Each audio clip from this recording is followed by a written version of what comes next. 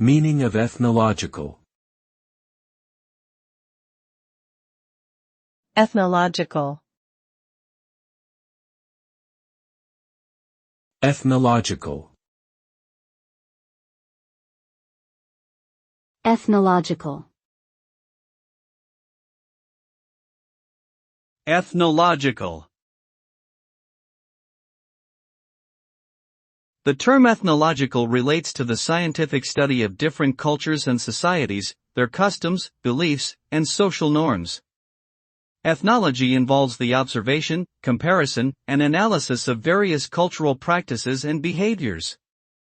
This field aims to understand cultural differences and similarities, and how they interact with one another over time. Ethnological studies can provide insights into topics such as human migration patterns, social hierarchies, and the formation of cultural identities. It is an important discipline for understanding and appreciating diversity, and its findings can inform policies related to social justice and human rights.